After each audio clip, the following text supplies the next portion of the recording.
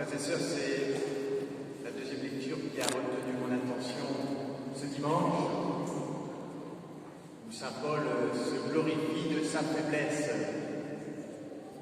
Je me disais, c'est un peu paradoxal parce que pour chacun de nous, depuis notre petite enfance, eh bien, on nous enseigne à réussir. On nous enseigne à réussir à l'école, dans l'éducation, dans le sport. Alors, est-ce que c'est pour nous une invitation à devenir fort? Je veux dire, en cette période de résultats d'examen, on est tous réjouis par les succès des uns et des autres.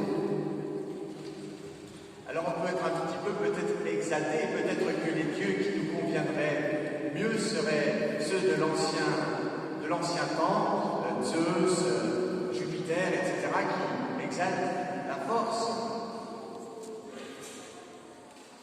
Et puis, d'un autre côté, nous sommes chrétiens.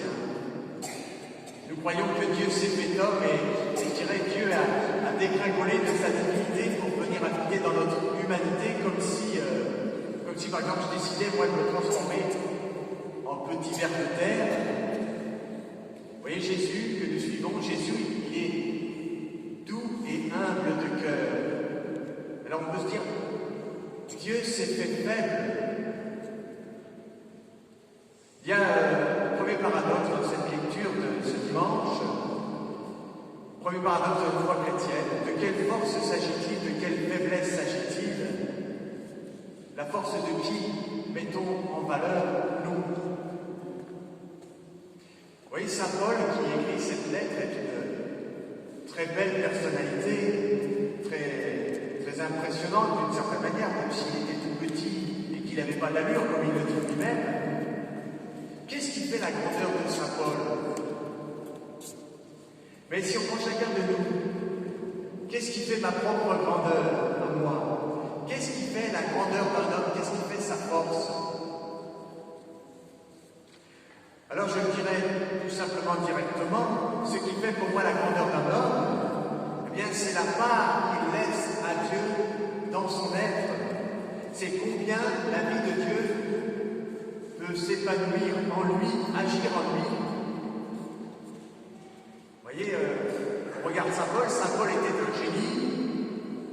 Humainement, je le redis, il avait certainement une très forte personnalité. Il connaissait sa valeur et il n'hésite pas à la souligner. Mais surtout, qu'est-ce qui fait la grandeur de saint Paul? Eh bien, saint Paul, c'est qu'il a été un ami de Jésus jusqu'au bout. Humblement, saint Paul, il a laissé le Seigneur envahir son cœur, envahir sa vie, et puis il l'a suivi jusqu'au bout, jusqu'au martyre. Si on prend chacun de nous, si je me regarde moi-même, bon alors je ne suis pas un aussi grand génie que saint Paul, certainement. J'ai bien quelques petits titres de noblesse auxquels je suis assez attaché, quelques aspects de mon existence qui me semblent un peu valables, ok, très bien. Mais qu'est-ce qui fait vraiment ma propre valeur? Eh bien, je dirais, c'est quand je laisse Dieu travailler pour moi. C'est là que je suis le meilleur, bien sûr. Alors voilà un autre paradoxe. Ce que je fais de mieux, c'est quand je laisse Dieu faire. Alors nous voudrions tous être forts, nous voudrions être compétents. Mais, encore une fois, de quelle force, de quelle compétence s'agit-il? Nous sommes forts, nous sommes féconds quand Dieu est à l'œuvre en nous-mêmes. Alors je prends quelques exemples pour illustrer. Par exemple, j'aimerais, personnellement, avoir le don de la parole, faire des homélies brillantes, courtes, instructives, pas longues, un peu drôles, convertissantes. Ce serait tellement mieux, n'est-ce pas? Bon, on est d'accord. Mais voyez-vous, cela peut arriver si je laisse Dieu s'exprimer à travers moi. Je prends un autre exemple. Quelquefois, les gens me demandent un avis. Mais très souvent, toujours, je me trouve assez incompétent. mon avis personnel n'est pas très lumineux, pas toujours très intéressant.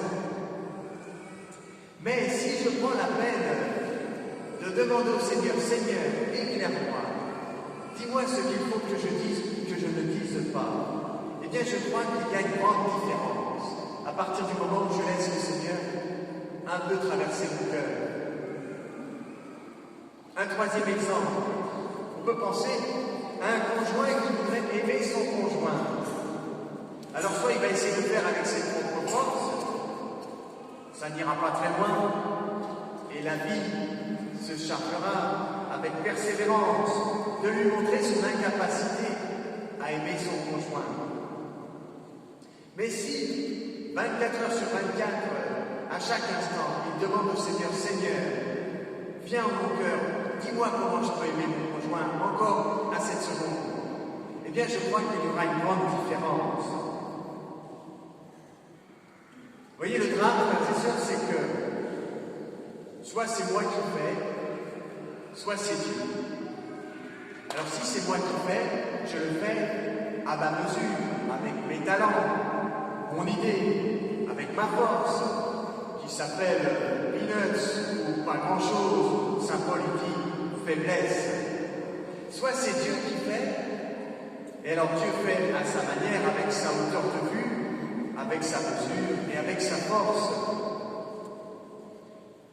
Mais voilà, Dieu veut construire, Dieu veut agir à travers moi. Alors voilà la dernière partie de cette réflexion. Comment laisser la place à Dieu? Ça commence tout d'abord par reconnaître sa faiblesse. Ensuite, on la conjugue avec un petit peu d'intelligence. Et alors, eh bien, on laisse la place à Dieu. Voilà, je pense à une analogie pour illustrer, c'est la relation du petit enfant et de sa mère. Il est tout fragile, tout faible, il a absolument besoin de sa maman. C'est elle qui fait tout, elle le nourrit, elle s'en occupe, elle le porte dans ses bras, etc. Elle fait tout, et lui est très heureux. Alors, frères et sœurs, je conclurai en disant que reconnaître sa faiblesse a au moins 3 vertus. La première vertu, c'est de nous garder proches du cœur de Dieu. Seigneur, je suis faible, je suis fragile, j'ai besoin de toi, à chaque instant.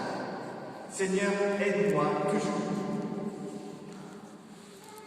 Deuxième vertu, je dirais, c'est que ça laisse un peu l'occasion à Dieu d'agir, d'œuvrer concrètement dans notre vie et dans le monde. Et troisième vertu de reconnaître sa faiblesse, c'est que ça nous permet de nous épanouir en vérité, parce que quand le Seigneur vient habiter en nous, alors nous nous épanouissons vraiment selon notre nature. Vous voyez, je prends encore quelques exemples. Imaginons Saint François d'Assise. J'imagine que c'était un jeune homme assez doué, très beau, riche.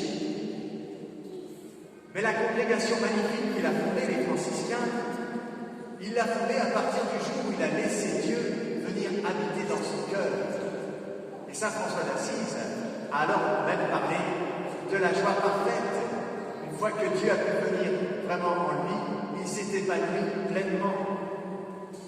Je pense toujours à la même Mère Teresa que j'aime tant. Mère Teresa, dans son aumônier, quand elle était sœur de Lorette, se demandait si elle était capable d'allumer une bougie sur l'autel.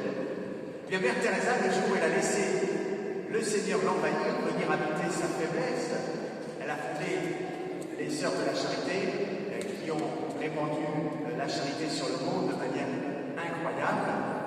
Et Mère Teresa ne s'est jamais départie de son sourire à partir du moment où Dieu était en elle. Elle a pu s'épanouir pleinement. Mais prenons une mère de famille, ou une grand-mère, ou un père de famille, ou un grand-père, ça marche pareil, sont totalement dépassés par la tâche d'éducateur. Ils ont des petits-enfants, des enfants, il faut qu'ils apprennent à grandir, à s'épanouir. C'est une tâche immense. Eh bien, s'ils laissent Dieu Dieu prendre place dans leur cœur, alors le Seigneur pourra, à travers eux, faire une œuvre fantastique auprès de ses enfants, dans leur travail, dans leur métier, etc. Et en eux-mêmes, pour eux-mêmes. Ça marche pareil pour une personne célibataire ou pour un prêtre. Si on laisse Dieu venir habiter notre cœur, alors on peut imaginer qu'il pourra faire beaucoup de bien à nous-mêmes et dans le monde, et nous serons heureux. Frères et sœurs, reconnaissons notre faiblesse et tournons-nous vers Dieu, qu'il agisse et qu'il nous réjouisse. Amen.